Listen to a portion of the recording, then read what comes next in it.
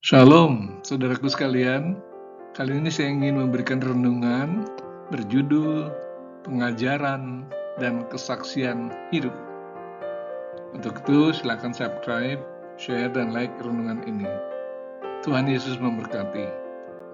Tetapi engkau, beritakanlah apa yang sesuai dengan ajaran yang sehat. Titus 2 ayat 1.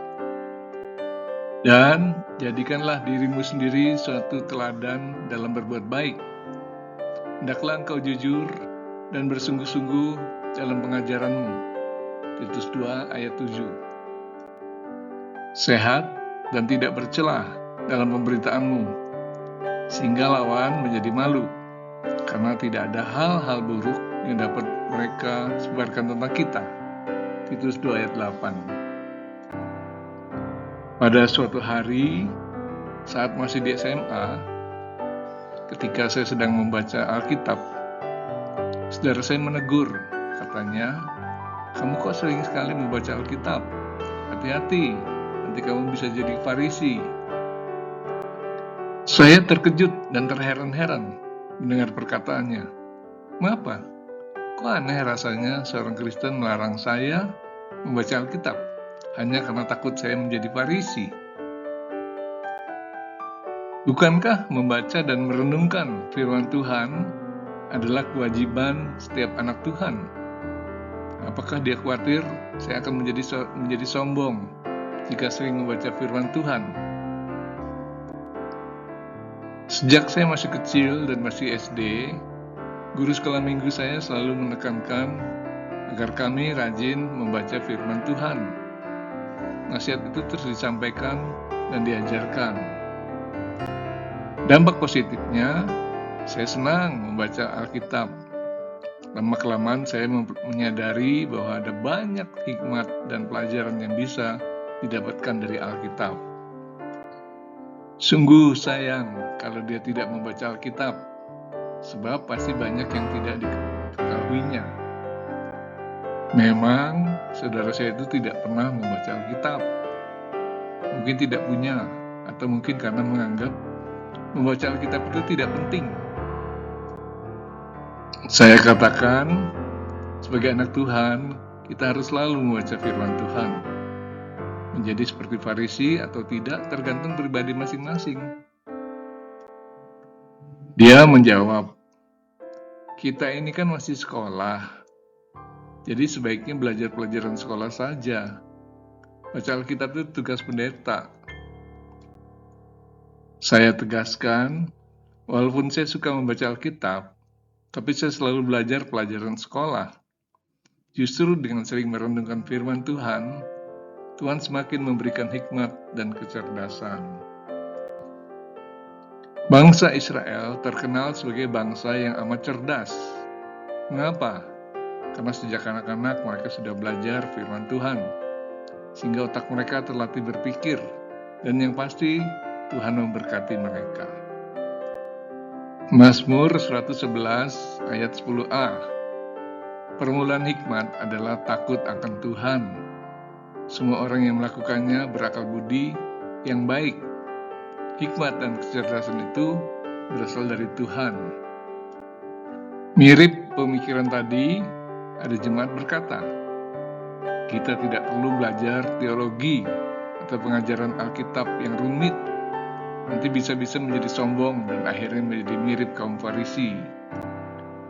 Lagi pula, menafsir-nafsir Alkitab itu bisa membuat kita pusing dan bingung. Lakukan saja apa yang tertulis di Alkitab. Jangan banyak dipikir-pikir atau ditafsir. Nanti jadi stres. Ternyata pikiran itu dianut oleh beberapa jemaat, termasuk si aktivis gereja yang sering membawa renungan itu.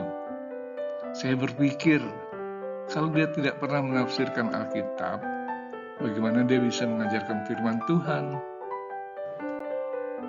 Ketika ada jemaat berkata seperti itu pada saya pun menjawab, di Alkitab tertulis, jika matamu berdosa, cungkilah. Jika tanganmu berdosa, potonglah.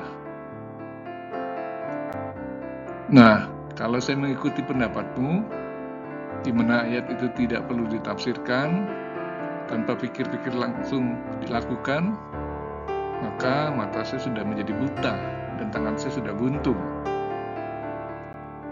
Demikian juga kamu, betul nggak? Orang itu pun terdiam, tidak bisa menjawab dia.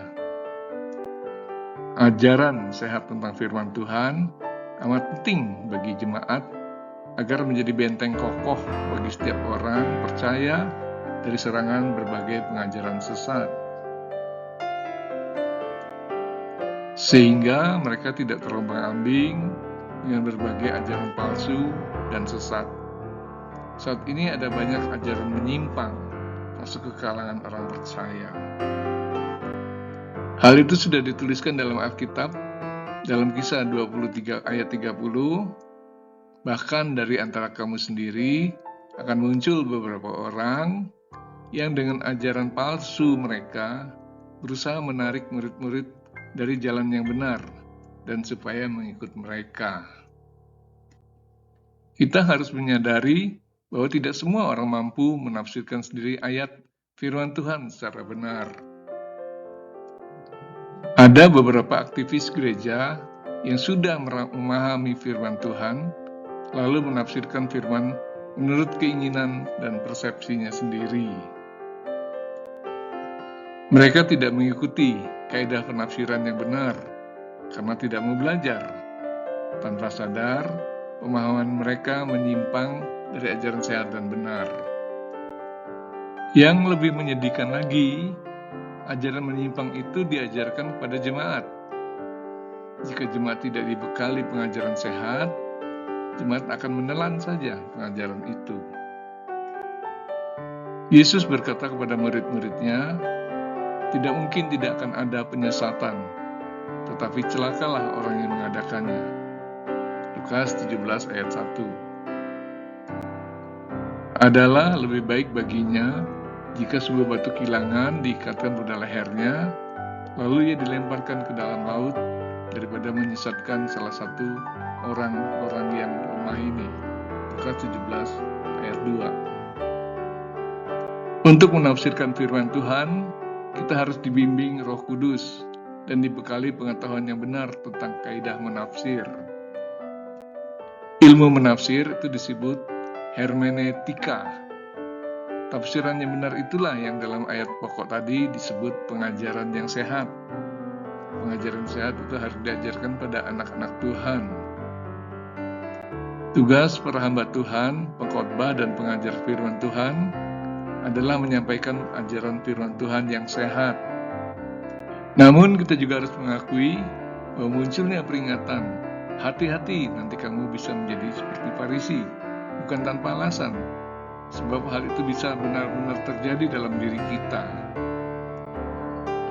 Sebagian orang yang memahami firman Tuhan menjadi tinggi hati dan merasa paling benar, bukannya saling berbagi firman Tuhan, tapi saling berdebat disertai emosi, menyatakan diri paling benar dan orang lain salah, tidak mau mendengar pendapat atau nasihat orang lain. Janganlah kita menjadi seperti itu. Kita juga harus mendengarkan pengajaran orang lain. Kalau kita tidak bisa menerimanya, kita harus mengatakannya dengan lembut. Jika kita melakukan pengajaran Tuhan dengan sungguh-sungguh, Tuhan berkata bahwa kita bagaikan mendirikan rumah di atas batu.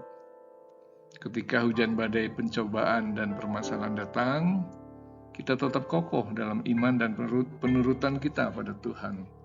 Lukas 6 ayat 47-48. Marilah kita, para hamba Tuhan, pengkhotbah dan pengajar firman Tuhan, ajarlah jemaat dengan ajaran sehat sesuai firman Tuhan. Jadilah pelaku firman sesuai dengan yang diajarkan, agar tidak menjadi Farisi modern yang amat dikritik oleh Yesus, atau menjadi batu sandungan bagi jemaat.